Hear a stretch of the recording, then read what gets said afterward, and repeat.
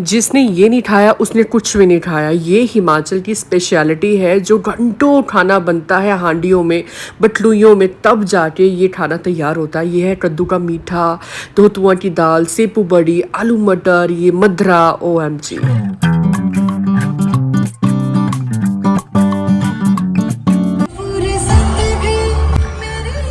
हम चल पड़े थे धाम खाने के लिए, और आपको पता है हिमाचल की धाम तो वर्ल्ड फेमस है।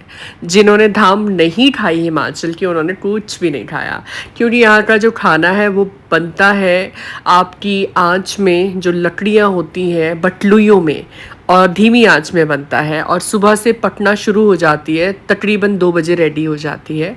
तो यहाँ का ट्रेडिशन है, जब भी शादी करा के लड़का आता है और उसका जो अगला दिन होता है, उस टाइम जो है लड़के वाले धाम ऑर्गेनाइज करते हैं।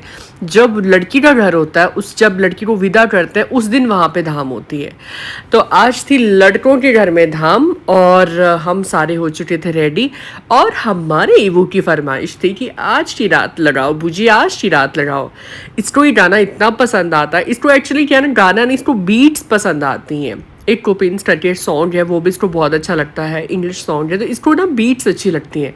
साथ में बहुत इंजॉय करता है। जैसे ही ईबू जो है जीतू के पास बैठता है आगे, हमेशा इसका पेट रहेगा कि मैं आगे बैठूंगा पूजी, और बहुत इंजॉय करेगा, डांस के साथ साथ देखता रहेगा कि मैं कैसे कर रही हूँ, वैसे इंजॉय करता रहेगा।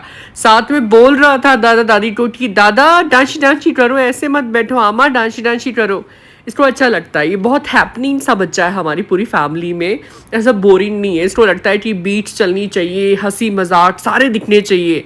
तो ये सब चलता आ रहा था, और अभी काफ़ी डिस्टेंस था हमें पहुंचने में, तो हमने सोचा क्यों ना तब तक थोड़ा इन्जॉय किया जाए डांस के साथ में। मम्मी पापा भी हैं, और इससे अच्छा क्या हो सकता है। हमारी जो दूसरी टीम थी वो दूसरी तरफ आ रही थी, दूसरी गाड़ी में।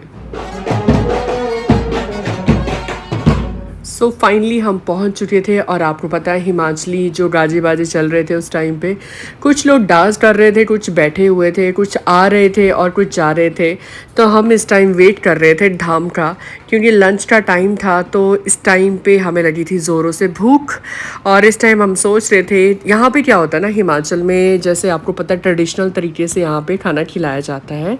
तो यहाँ पे नीचे बिठाया जाता है, पत्तल में खाना खिलाते हैं। तो घेड़े बैठती हैं, जो लोग बैठे होते हैं ना उनको घेड़े बोलते हैं। मतलब एक घेड़, दूसरी घेड़, घेड़ मतलब कि एक लाइन में लोग बैठे हुए हैं। तो वैसे ही अभी घेड़ बैठी हुई थी। हम यहाँ पे बोलते हैं कि अभी घेड़ बैठे हो, मतलब 100-150 बंदे बैठे हों, फिर उसके बाद हमारी बारी आने वाली है। कैसे हो आप, पूछ लो कैसे हो आप, चलो हमारे घर।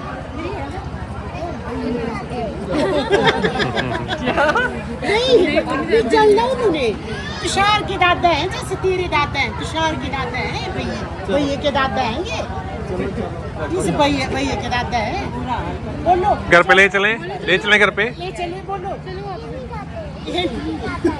जाएंगे ये, आप बुलाओगे तो, आप बुलाओगे तो जाएंगे ये हमारे साथ, ले चले, बुलाओ। चलो ये नहीं जाते। पानी दो, पानी दो, आमा का है ये। इस टाइम क्या था ना, थोड़ा थोड़ा मौसम ख़राब हो रहा था। वैसे भी आपने देखा होगा पिछले ब्लॉग्स में, जब हम शादी के टाइम बारात में रहे थे तब भी थोड़ा मौसम ख़राब था। तो हम सारे बैठ गए थे, क्योंकि पापा का सर्जिकल फुट है तो पापा बैठ नहीं सकते नीचे। और साथ में फिर हमने सोचा सारे ही कंपनी दे देते हैं। ये वैसे भी जो टेबल्स हैं उनके लिए लगाए जाते हैं जिनको प्रॉब्लम है, या जो अपना आराम से कंफर्टेबली ऊपर बैठना चाहते हैं। आपकी मर्ज़ी, आप नीचे भी बैठ सकते हो, जैसे लोग और बैठे हैं ऊपर भी बैठ सकते हो। तो यहाँ पर थोड़ी थोड़ी बारिश जो है ना, हल्की हल्की बारिश, मतलब बूंदाबांदी स्टार्ट हो रही थी, और फिर ठंडा मौसम था और गरम धाम थी। जैसे ही धाम आना शुरू, मैं तो बहुत क्रेव करती हूँ, क्योंकि मैं बहुत टाइम बाद जाती हूँ, और जो हिमाचली हैं वो मेरी फीलिंग समझ सकते हैं कि इतना वो क्रेव करते हैं कि बहुत टाइम बाद जब आप जाते हो और कोई शादी आती है, शादी का खाना कहीं से आता है, तो आप कितना वेट करते हो कि कब जैसे शादी का खाना आएगा और कब जैसे आप खाना खाओगे। और इस टाइम पे वेट था कि जल्दी से धाम स्टार्ट हो जाए। तो सबसे पहले सर्व किया जाता है चावल, और उसके बाद चावल सर्व करने के बाद गरम गरम चावल होता है बिल्कुल, उसके बाद 1 बाय 1 करके दालें आना शुरू हो जाती हैं। चावल खा रहे हैं भाता चाहिए तो वही चावल आते राइस से सीधा बात पे भाताले पीछा आ जाना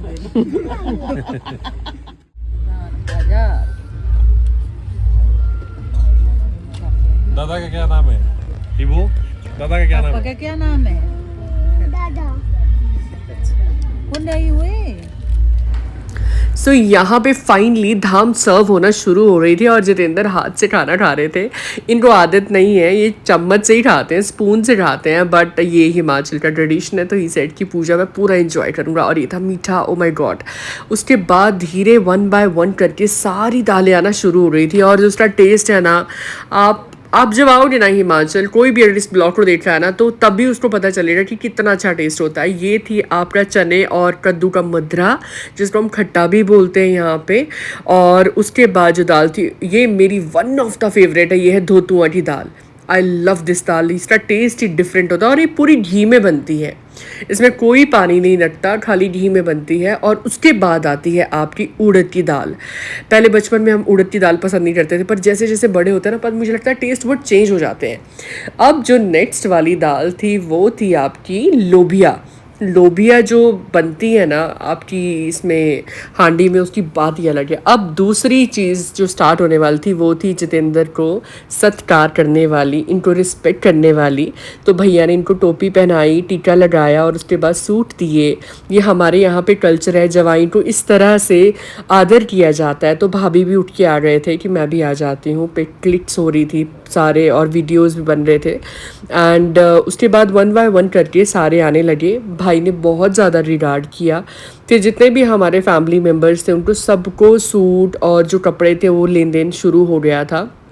दीदी को, जीजू को, वर्षू को।